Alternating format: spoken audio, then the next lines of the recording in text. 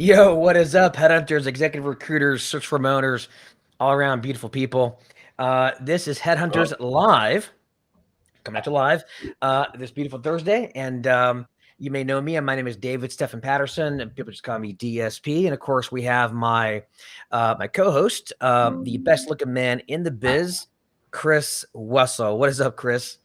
What's going on? Too bad we don't have Neil here today, but obviously that means we can, say all sorts of stuff about him.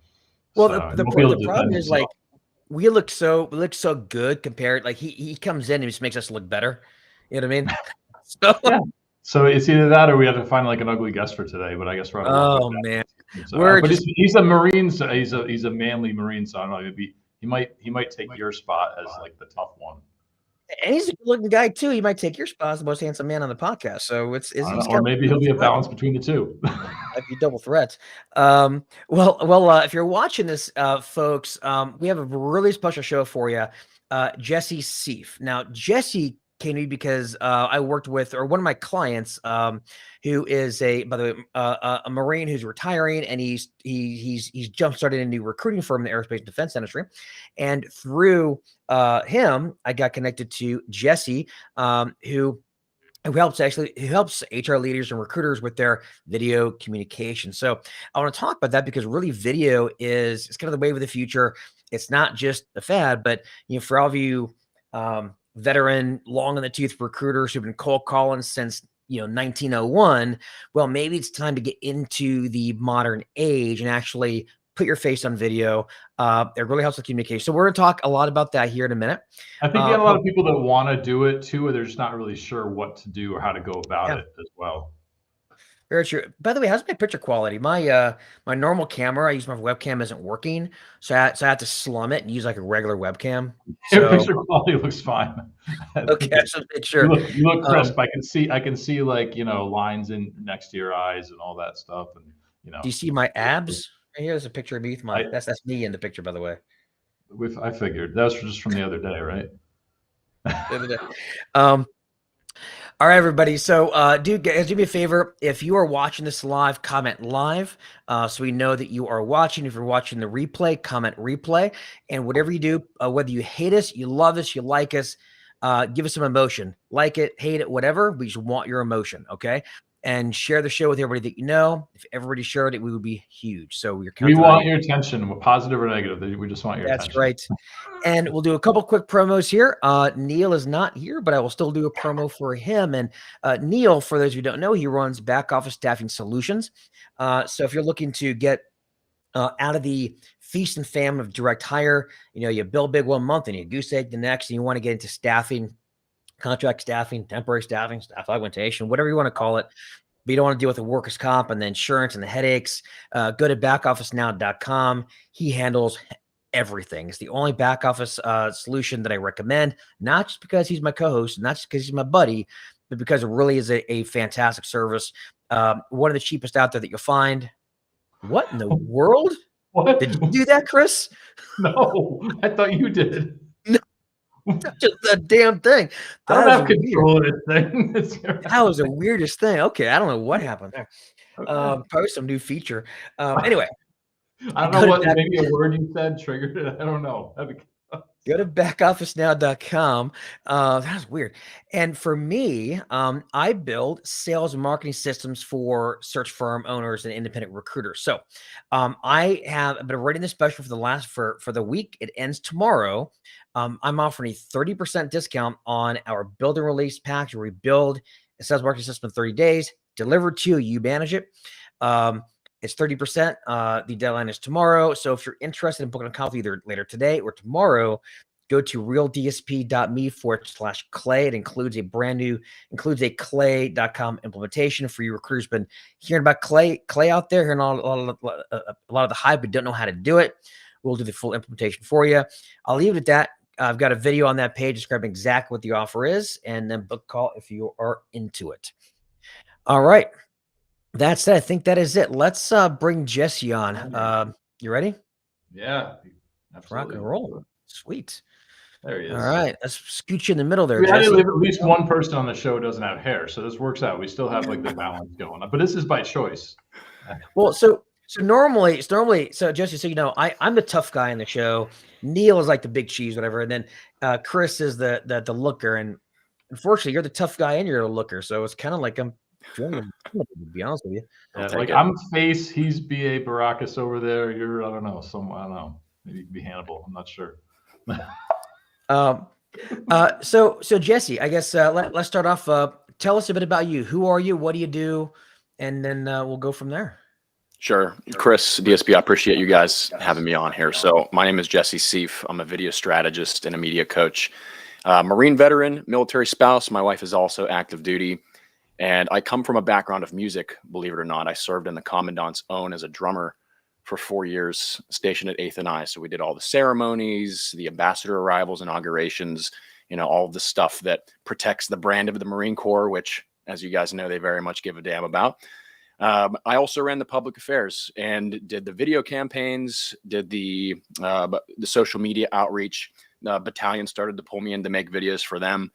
And after getting out of the Marine Corps in 2020 during COVID, very interesting time, I had to do that fitness report. So the fit reps, like, okay, what did you actually do as a public affairs guy?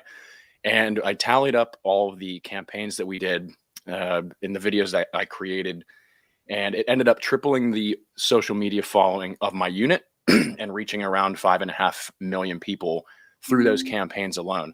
So I'm like, okay, interesting case study, doing this on top of having another job of being a musician. So I basically got to the point where I realized I can get a significantly higher return on my time invested going out on my own, starting my own business, and applying that same attention to detail and that same strategy in the corporate world. So founded Sieff Studios in 2021, and our focus is employer branding, strategic communications, and video production. And we have a studio here in Annapolis, Maryland. So that's what I've been doing ever since. What made you start with employer branding as opposed to, I mean, there's a lot of different things you can do in video. What made you go that route?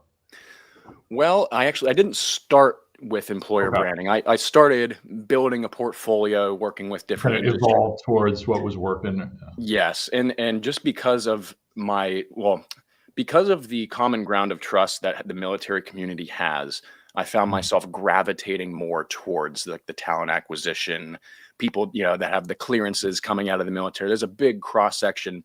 And geographically here in Annapolis, I'm smack dab in the middle of the government contracting belt and all the military bases. So pretty much every networking event that I was going to in the DMV had this high concentration of people that were in the TA, HR, recruiting space. So that's what I leaned into. I like the fact that I can build trust very quickly with people that have served locally. And yeah, I just enjoy working with military people. So that's kind of how I landed on that niche. Interesting. Well, so let me ask you this. I mean, let's talk about recruiters specifically, because I know that you were doing with recruiters, HR leaders, and obviously talent acquisition. Well, kind of the cool thing about this business, and I'm sure you've seen it, right? It's a cottage industry. I mean, obviously you have the Manpowers, the Robert Halfs, Heidrick Struggles, and Korn Ferries out there, but you can work for Korn Ferry for a year and say, okay, I can do this on my own. Go hang out at Shingle. You don't need licensing. You don't need pass the bar. You don't need anything like that.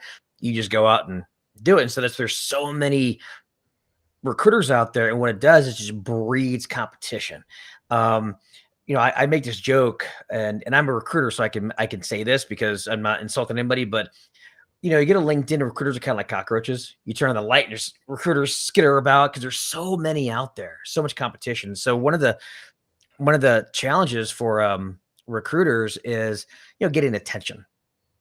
Obviously there's branding, that's one, but there's also the lead generation and prospecting, because any hiring manager in any field at any given time has like half dozen recruiter emails in their inbox. Like they don't need to go seek out a recruiter. There's a ton of them that are reaching out. So let's talk about like how recruiters can get that attention. You can use things like like media to help brand themselves, especially someone who isn't big like the Manpowers and Robert Halfs, but they're solo, maybe a small search firm. Like, how can they use media to put their face out there and brand? Yes. Good question. And to highlight what you said, it is a massively competitive industry, right? And it's by nature competitive for the attention of the right people. So I think everyone knows the answer to your question. How can they get started with video? It's reaching into their pocket, holding out their phone, hitting record, and saying what's on their mind, right? It can't be that simple. It's absolutely not that simple. But I will say that's the real question is, what are the barriers stopping you from doing that? Yeah. Right. What is the resistance that you're facing? Maybe it's an external thing. You don't feel like the production quality is where it needs to be. You don't have a post-production system to sift out the best things that you said, turn it into something valuable, and then distribute it. That's too time consuming, or you can't approach the system there. But more often than not, I've found working with clients, it's always a psychological, emotional barrier. And people aren't afraid to do video. They're afraid to look stupid, right? There's a resistance. The right things is like they're overthinking the content should be, or the messaging, or the whatever. Exactly. And there's a point where you get in your own way so much where you just think this is such an overwhelming thing to approach. We have to have the right lights, the microphones, the cameras, the environment.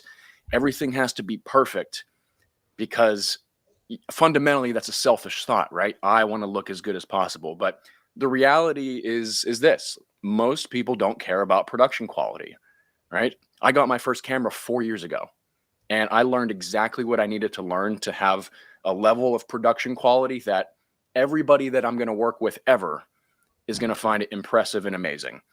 I'm not going for film of the year. I'm not trying to win the Vimeo staff pick, right? I don't need big cinema cameras with cranes and drones. It's like, no, we're focusing on the message, the communication. So I think like one of the barriers to address is that technological production factor. And there's a point of diminishing returns with that as well, because if you're creating content for employer branding and you're trying to share an authentic message, at a certain point, it's going to look overproduced, right? If it looks like an ad and you're trying to reach people at a very deep, authentic level, then there is such thing as overproduced, in which case you should maybe have worse production quality. So it seems more raw and organic and real, because that's what people are craving right now. Well, that's why. And by the way, speaking of being real and authentic, or keeping it real, He's about to swear or tell a bad joke or something. That's what we're here for it. I'll still go for it anyway. As the kids say nowadays, I'm so hip with the language. I watch UMTV raps. Anyway, that's my standard little joke there. Anyway, show my age. But yeah, but about keeping it real.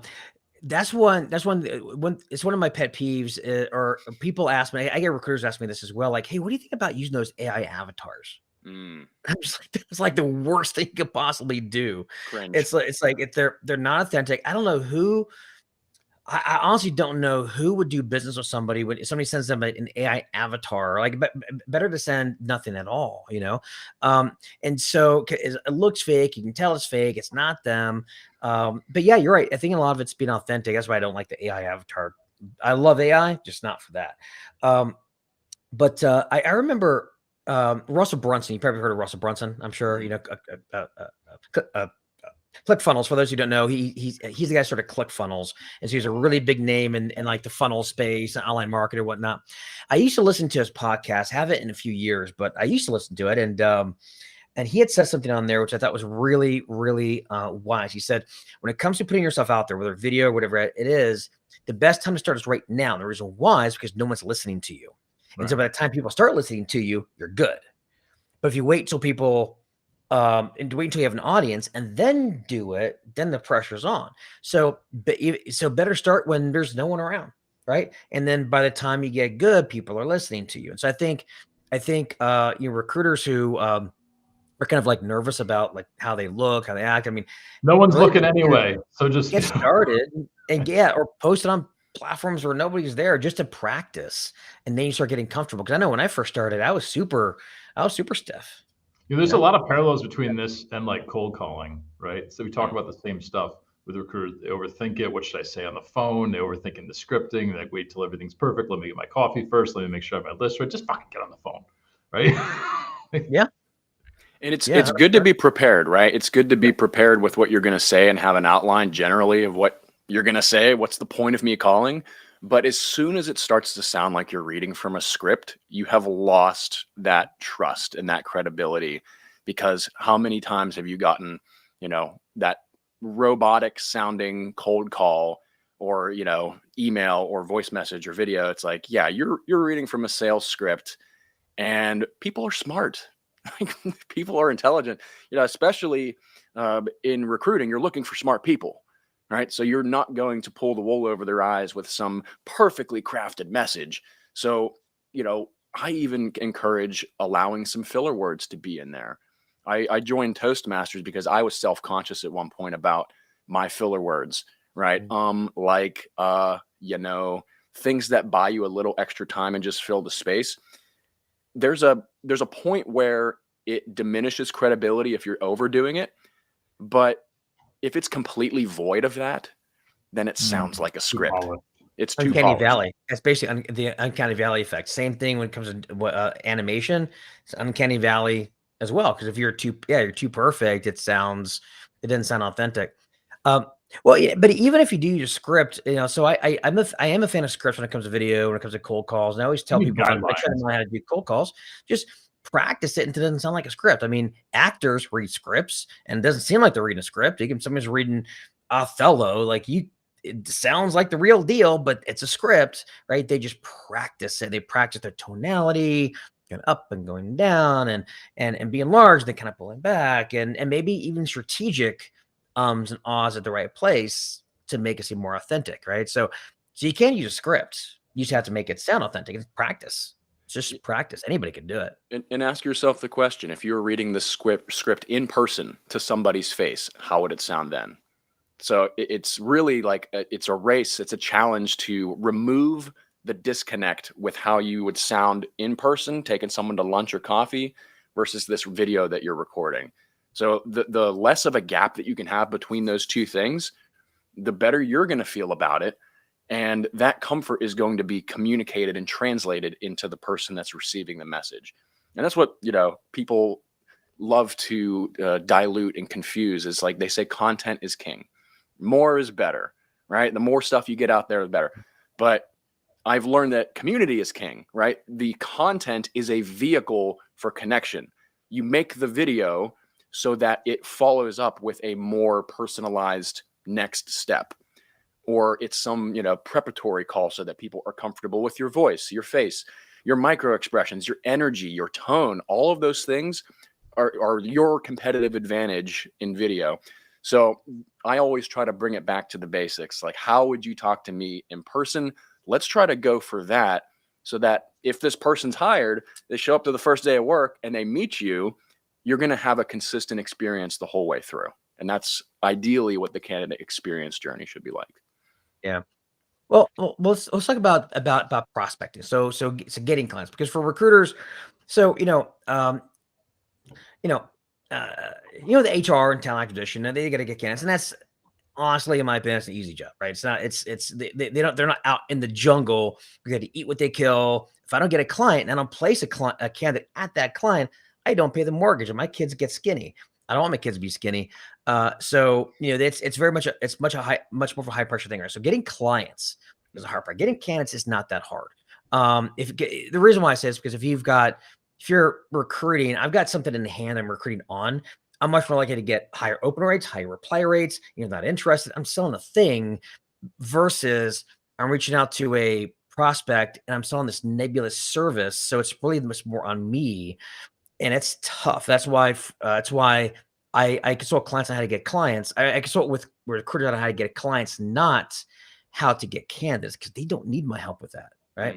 So for like your average recruiter, how can they start using video to get more clients, right? Whether it be, more like a branding play or maybe an outreach. But if you were to work with a recruiter, like what would you tell them to get started using video to start building those relationships? Sure. I would first ask the question, where are your highest valued touch points? At what point are you having a one-to-one communication with the person that you're trying to reach? that is of the utmost importance to make a good impression on them. And asking the question like, okay, how many steps does it take to get to a synchronized call with you? We are online now, or we might meet in person to grab coffee or lunch.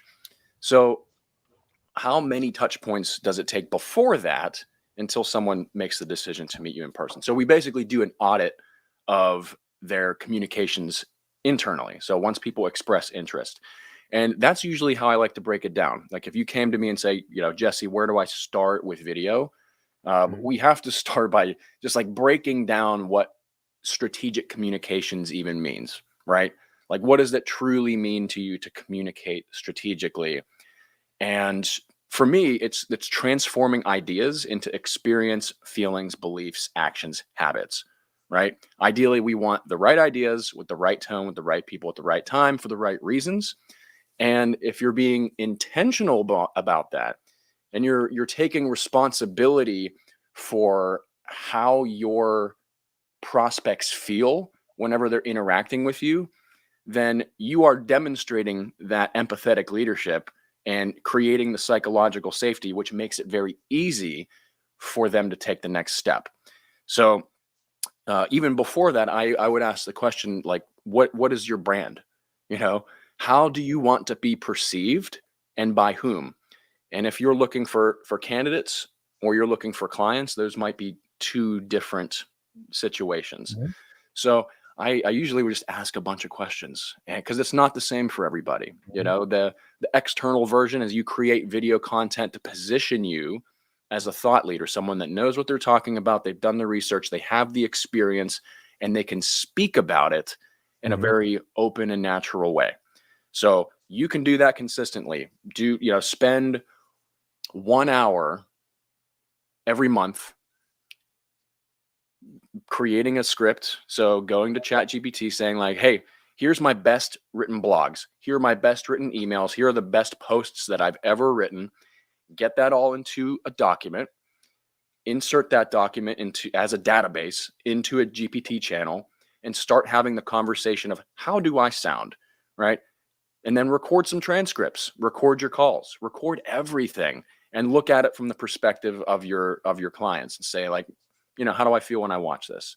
But once you've gotten some ideas for content that you want to create, you have some research backing you up on things that you want to talk about, and you just want to give it a go, just go ahead and record it, right? Get a repetition. And then in roughly 1 hour, you could have potentially 20 pieces of content that you can test. So I like to say, go into it with the mindset of experimentation and use the scientific method. I think, I hypothesize, I hope that the audience that I'm trying to reach will resonate with these topics that I can speak on and speak on confidently. Now I'm going to find the top 10% of those posts that after I launch them, which you have to follow through and actually get the data, right? Publish the work, see what gets the highest engagement, see what is actually starting conversations and moving the needle, and what is the top 10% of the batch of content you just created. Look at it. How is that different from the bottom 10%? What sucked about those handful of other posts that the best posts don't have? And then guess what? You iterate. You do 10 times more of the best 10%. Create new scripts and refine based on the feedback that you get. So I'll stop there. That's the external content.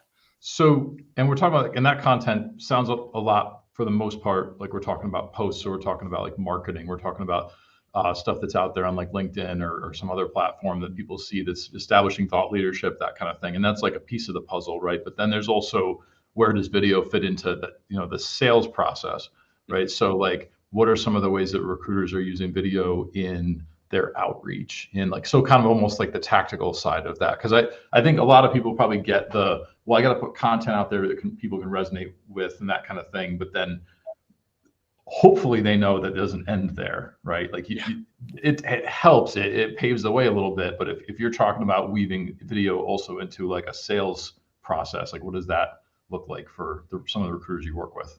Yeah, perfect segue. So after we have solved for awareness, understanding, relevance in our top of funnel marketing, we are now moving down the funnel.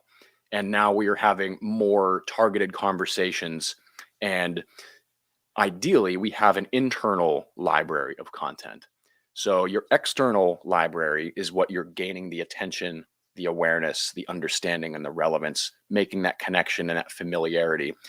The internal library is your introduction video. Hi, my name is, here's what I do, here's who I help, and here's how to get in touch with me. Thanks. Right? Very simple, short, 10, 15-second introduction video to break the ice.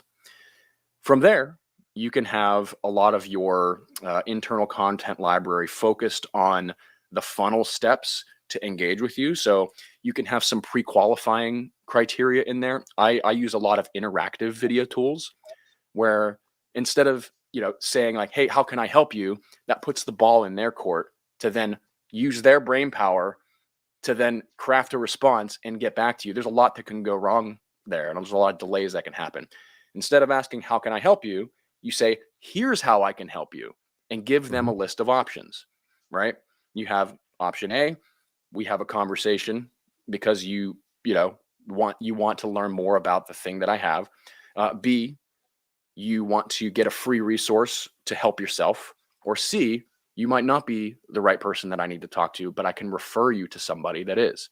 So you have this triage system where you point people in the right direction and they have a custom call to action. So assuming that they are pre-qualified, they are a person that you want to talk to, you then have your prep call information. So like, hey, wanted to send you a shoot you a quick video, and here's how we're going to frame our discussion. Typically, I'll ask you these questions, and I'll pull up this thing to show you. If it's helpful, you can look at it ahead of time. And I'm going to record everything on AI. If that's okay, just let me know. And I'll look forward to seeing you on the call, right? Very short message. Record your Sandler upfront contract and throw it in there, basically. Yeah. There you go. Yeah. I love the Sandler upfront contract. Yep. No, but that's a good point, though. You're like, hey, here's how, it does take several minutes probably to lay out for especially new customer. Here's how we kick off a search engagement.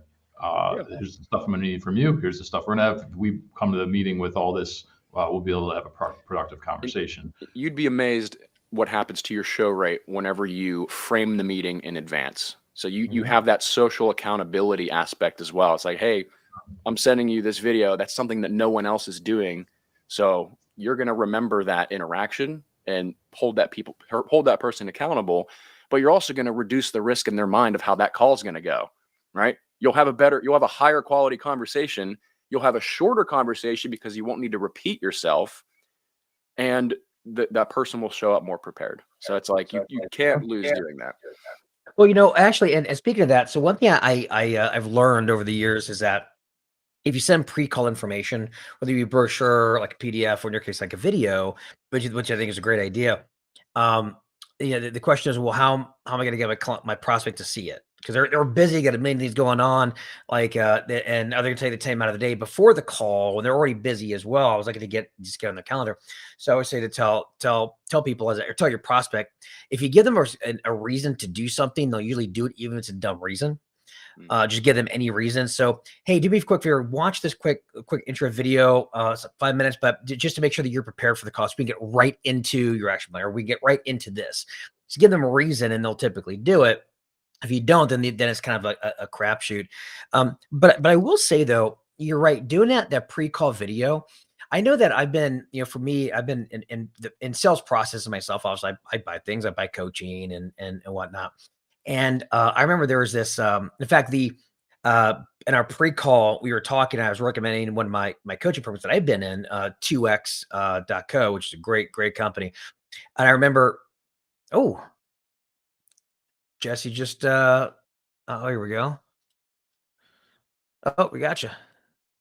All right. Can you hear me? Yeah. Right, cool.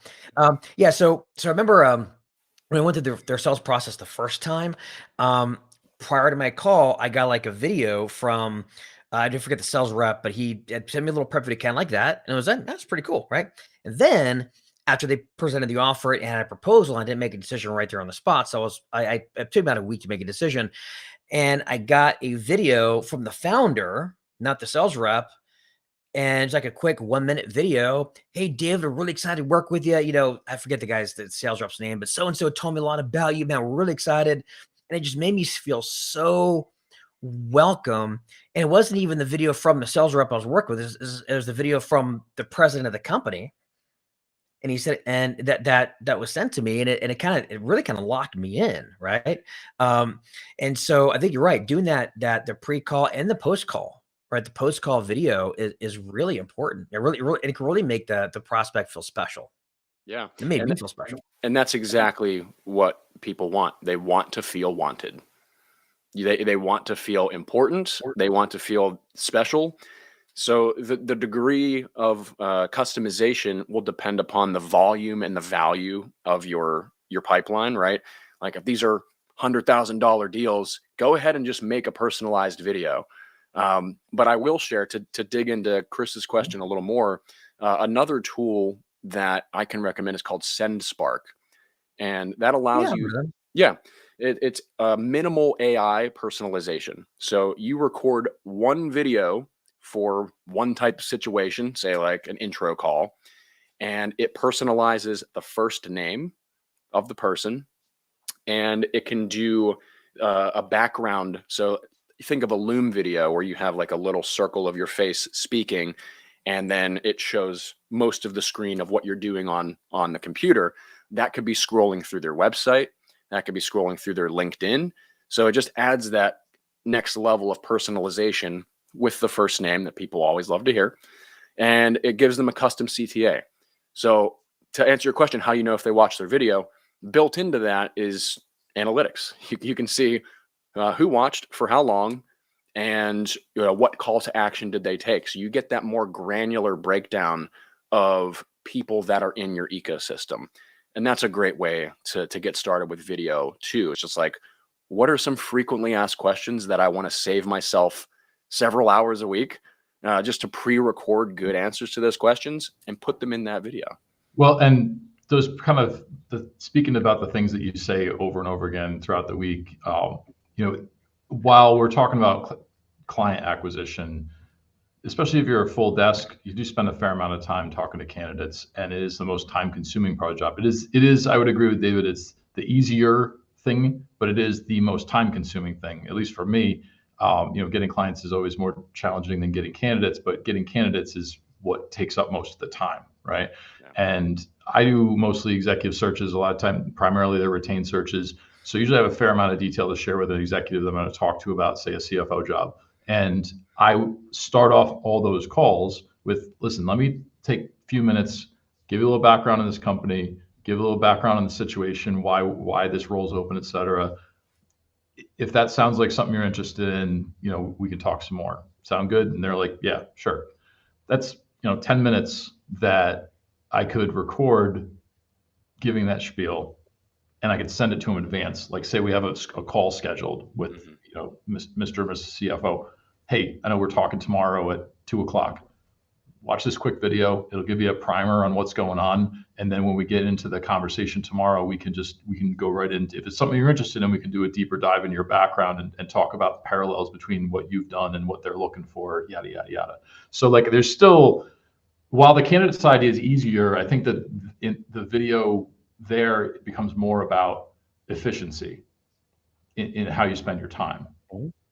And also, oh, sorry, go ahead. Well, I was going to say this was as efficiency, and this can also side note, but here's how I use video, just my current clients. So a client or somebody emails me a question, it's kind of like a longer thing. I don't feel like typing everything out. I just record a quick video. So instead of SendSpark, I use Dub. You got like your FAQs on video pretty much, so that you can just. Yeah, I do everything on video. So but I'll send like individual videos to answer their question. For one, I can go deeper into my answer. It takes me less time, and I'm also, again, the more face time they get with me, the better. And so, or even like as a recruiter, here's something.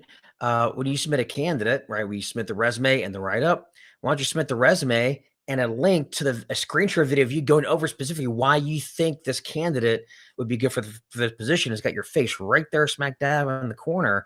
Again, getting FaceTime, even if it's that little video, little profile pic in the corner. You know what I mean? That's a great point too, because like, so a lot of times just because of the relationships I have with my clients, I'll call them up, I'll give them a, set the stage, tell them about the person, and then I'll be like, okay, I'm going to send over their link and their resume or whatever. We'll get you guys set up. And I don't have to put in much of a write-up a lot of the times because I kind of already did it. But to be able to send that in a video or something, especially if you're a recruiter who, like, a lot of us are great with just taking action, making the calls, talking to people, but like writing stuff out is a pain in the ass, right? Writing cancer is the worst. But we've got our notes and our scribbles all over our desk. Like, we could sit there, we could tell you all about them live, way better than if we were to sit down and put it in bullets, which is like torture, right? Every recruiter I know hates writing submittals. Every single one. But you could do a great job talking about the person, and it'll come through. And yeah, that's an excellent point. Jesse, I cut you out there. Sorry about that. What were you saying earlier? Well, I was just going to add that by doing that, it's not only for productivity and efficiency, but it's a differentiator, right? You're doing something that the vast majority of people are not willing to do. So it is giving you exactly. It's giving you a competitive edge, and you can't replace the micro expressions and the tone and like the posture and the way that you are shaping the message and the description about the person, because it's not just about what you're saying, right? Scripts are good, but like the third dimension of that is how the word is delivered. And one of the examples I like to use, if I just typed in on the keyboard, I saw a sign. I was driving through Lancaster, Pennsylvania. It said, "Pick your own strawberries." Right? Just think about it. If I typed that in, I read it. Pick your own strawberries. Now, that could mean a number of different things. So if I'm speaking to a family with a bunch of kids, pick your own strawberries, right? This is something fun. Or if I'm the farmer that's just fed up with these strawberries, pick your own strawberries. So that's a silly example, but you can see how the inflection sets the context for the communication. And like we were talking about, let's eat kids. Let's eat kids. Let's eat kids. Exactly. So like people forget about the importance of tone. Even if you say that you're tone deaf, I guarantee if your mom calls you on the phone, you'll know if she's mad or if she's happy. So like that's very important to keep in mind with video as well. That's very, very true. Well, and actually, so something else I just realized, but just thought of because it just happened to be this morning. So I had a client call with a client. He's a retained IT leadership recruiter out of New Hampshire, the live free or die state. Say that from my own heart.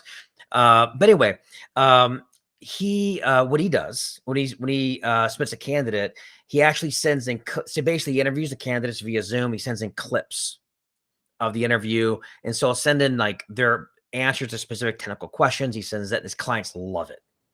So not even just sending a video of you, but sending a video of your candidate answering those technical questions when you send it over to a client. Another way you can use video. And he said his clients love it, absolutely love it. A lot of great actionable ideas here. Yeah. All right. So let me ask you this, Jesse. So beyond that, because you also mentioned things like what are things they could do? Because there's the obviously working with clients and in the videos and sort of communicating with them. There's also say posting short little like talking videos on LinkedIn, right? What about the prospecting piece, right? So I know you talk about SendSpark a little bit, but what are some different things that a recruiter can do to, again, considering that it's really hard to just get their attention? What are some things that a recruiter could do to use video in, let's say, the actual prospecting process? Yeah, so you can use video in the part of the process that you want to be faster or more personable. And if you're prospecting, doing some cold outreach, is that kind of what you mean? Just like sending out some just general, yeah.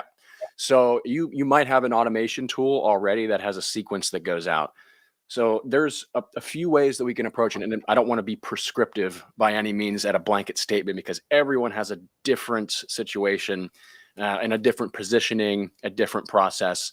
But in general, if you are sending out some cold outreach, you're testing for responsiveness first, right? is this person, assuming that they are in alignment with your ICP, they meet the criteria, which you set, by the way. It's like, you're not just going to send random messages to random people. It's going to be more or less a targeted message to someone that you want to connect with. So you're checking the box. Are they responsive? Did they respond to my initial outreach message or connection? And then you're asking the question, okay, what degree of personalization do I have time to invest in? And I use this theory called attention capital, right? How much of your attention does it take to capture the attention of the person that you're trying to communicate with? And to do that at a scalable way, you can use some of the tools that allow you to do form, the fields that you can fill in. Like, hey, first name, I saw that you're working at company name, and doing things that value proposition. I've helped clients, there are these templates out there that now everyone is getting really wise to. So, my advice is to first, find some common ground with that person. If you have mutual connections, if you have literally anything else in common, take a moment to add that degree of personalization. Ideally, they would have some additional touch points other than that outreach message, like you liked one of their posts, you left an insightful comment, and maybe you did a little bit of research to find out, hey, who are our common connections, so that it's not cold outreach anymore. So I think it's a race to not be cold. So like, how can you warm that outreach and find some common ground? And the next step after that is like, if they are responsive, they're, writing back in a reasonable amount of time, which you're also testing for. It's like, okay, were they responsive once? Were they responsive twice? And what was the interval between my outreach and their response? And that kind of gives you a feel of how active they are on that platform, whatever marketing channels that you're using. But then beyond that, a lot of people like to do voice notes as the next stage of escalating the personalization. So like, all right, they responded to some text-based communication. Let me send them a quick voice note so that they know I'm probably not a robot or AI. Because at that point, anything text-based communication could easily be an AI agent. Especially on LinkedIn, by the way, you used LinkedIn voice notes, which were fantastic. Yeah. And there's a tool called Prosp, prosp.ai. I'm not an affiliate. Yeah, they were on, actually, I bought that on AppSumo. Yes. Like a couple weeks ago, when I haven't used it yet, but, I have the AppSumo addiction, so I buy stuff on there. I never use it, that whole thing. Oh yeah, I'm guilty too, man. There's a lot of cool tools. I'm very much, I have had shiny object syndrome in the past. I'm reeling it in, but Prosp is one that stood out just because it does that voice note personalization, and it builds it into the sequence. That's really cool. Yeah, and it's if you're using Expandy's a popular one too. It integrates right with LinkedIn. It's $40 cheaper than that, so it's a better price point. It does the voice note integration, but you want to be careful with that too, right? Because even though you can clone your voice, you can clone your voice and add the first name of that person in there. You got to be careful, because sometimes people's first name include emojis. Sometimes they have alphabet soup for their certifications that they have.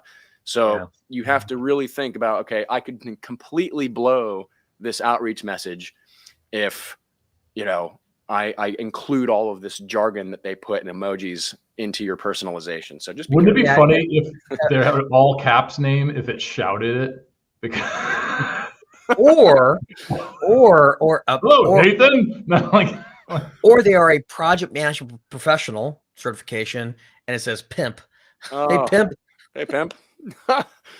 Yeah, you don't want that. I mean, maybe they might find it hilarious, and that's like a great conversation starter. So worth testing, worth experimenting with. Worth testing.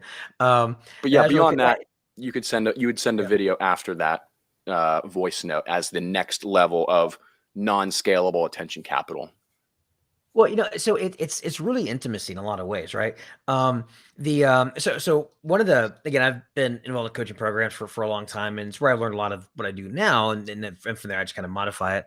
But one of the things I learned from one of my mentors is it's not just about getting your message out there and having good messaging and using multi-channel, but what a lot of people don't think about enough is intimacy.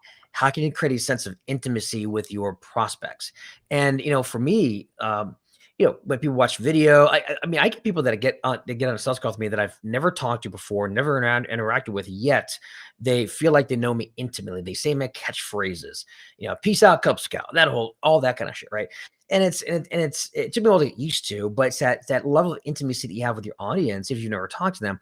And I think it's that voice notes and it's the video, it's into that where you build like a sense of intimacy, and there's almost like a friendship developed, even if it's one way, which is interesting, right? But I think intimacy, I think a lot of people don't think about that, but really it's about being intimate with your audience, which is kind of a weird way to say it, but I really think it's true. Don't be afraid of intimacy. Don't be afraid of intimacy. No, it's you're peeling back the layers. You really want to know this person, ideally. So it's like that's what will make you stand out is the intimacy part, right? Because if you're just washing language over them without any real relevance, they're not gonna remember it. And you're letting them get to know you first, right? So there's like a vulnerability that you're showing who you are first, so they just choose to engage with you. So like there's like kind of like a natural like reciprocity. I feel like there that you're like, okay, you've kind of shown me who you are. I feel more comfortable telling you about me. I'm holding back laughter because I'm thinking about like, Chris, when you look at me with your eyes and we have the intimate moment, and I look at you and I feel like I'm seen, like, and I feel that you're being so vulnerable with me right now. No homo, by the way, but well, it's tough because I've been trying to lock eyes with you this whole time, but it's hard to tell because sometimes we're looking at the camera, sometimes we look straight in the head. So sometimes I don't know if we're like catching each other's gaze or if we're not. I don't know, but something's happening. He's like, Jesse's like, I don't want to be in between these two anymore. This is it's like it's been fun, guys. I'm this is good. Oh man, good old male eroticism. Anyway. This is how we let everyone get to know us. Man. Well, but that's part of it, right? Showing personality, right? It's not just about saying the right things, but it's that part of it just being polarizing, or at least showing your personality. I remember, before I got all this stuff and all like chest tattoos, all that, I was. I was always afraid of showing it, with long sleeves and and then after a while, I'm just like, oh, fuck it, I just start showing my tattoos, and no one cared, and no one thought I was any less professional, and and it's kind of became like a cool thing, and I think a lot of it, you have to be willing to show your personality, right? Even if it's a bit rough around the edges, people appreciate that authenticity, just like you said. Well, I think they appreciate like having an opinion too. So like when you share content and you share like thought leadership, if you have like an opinion on something, it's like, okay, I have all this experience, but also that experience leads me to think this. And it's like they may agree or disagree, but I feel like they respect you more because you've got an opinion. Yeah, and a lot of that's one of the biggest blocks that people have is their fear of sharing their opinion, fear of being vulnerable. And of course, you have to stay within the parameters. If you're working at a company and they have certain guidelines, sure, you gotta stay in the bumpers. But as it relates to the one-on-one connection and communication, you stand everything to gain by being exactly who you are and giving that person a realistic sample of your energy and your communication style and your quirks, right? It's not supposed to be polished because like I said before, the closer that is to reality, the better, and the less work you have to do, the less it feels like you're putting on a mask and you're trying to be an influencer, right? You'll actually be more influential if you aren't getting in your own way and trying to put on some front. So it is all about the intimacy, the authenticity. Chris Do is a brilliant brand strategist. And he taught me one thing. It's like, really, if you're really trying to get to the core of your brand, the best thing you can do is go to therapy, find out who you really are, so that there isn't that disconnect, right? You're not thinking in the back of your head, oh man, I'm going to post this on social media.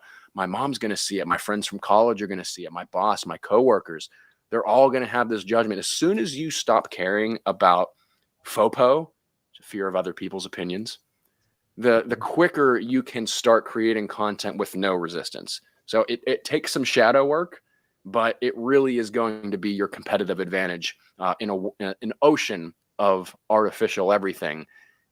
human beings are going to be the cherished, valuable, scarce resource. 100%. And there's a lot of competition out there. So keep that in mind, guys, if you're watching this. If you're not willing to do video, I guarantee your competitors are, and they're sending those videos to your best clients, to all the prospects you want to work with, to the candidates you want to work with. They're doing it. Yeah. Right. Don't be left behind. Right. So just from a competitive standpoint, you kind of need to at this point. Right. It's really hard to put those relationships, just everything over the phone. Really hard. And DSP, there's data backing that up, man. Like the Good Time 2025 hiring report, interviewed 500 recruiters, and the top 25% of the performers, like people that are hitting 75% or more of their recruitment goals, they are overwhelmingly more likely to focus on candidate experience. And that's what it's about. That's what the best are doing in the industry. Yeah. And if we're following suit, if we're leading by example, you have to radically, dramatically, and aggressively empathize with your candidates and in your leads, like people that you're trying to build relationships with. So, yeah, can't speak enough about it. That's a great way to put it. And I guess we should probably wrap it right there, because it is we're going to be turned into a pumpkin in about 2 or 3 minutes. Well, Jesse, I really appreciate you being on the show, man. It was really fantastic. And actually, let me and by the way, guys, I've not worked with Jesse personally, but one of my clients has. Actually, that's how we got connected. As I mentioned, we both work with Adrian, and so I can tell you from watching the videos that you produce for Adrian, and with what Adrian said about your work, highly recommend you guys reach out to Jesse. So the best way to reach out to Jesse, because his website is being worked on right now, so the best way to do it is to reach out to him on LinkedIn. Go to Jesse Sieff, LinkedIn.com/IN/Jesse Sieff with 2 F's. Anyway, just read the text on the damn screen. Sorry. Anyway, God, it's like my first day doing this. Jeez. Anyway, look at all that authenticity right there. Like, go to LinkedIn, type in his freaking name. You'll find me. You'll find me on there. Yeah, you'll find him. Yeah. All right, guys. And then and also don't forget to go to backofficenow.com if you want any sort of back office support. Highly recommend. Also, my promotion ends tomorrow. I've been running it for the past week, 30% off of our builder release system with the Clay implementation. So if you want to book a call, time is wasted, so book it now. All right. That said, Jesse, thank you for being on, man. It's been fantastic. Gents, thank you so much. Great chatting with you. Excellent. All right, everybody. Well, that said, everybody, thank you very much. Thank you all for watching, and we'll see you next time. Go make some videos.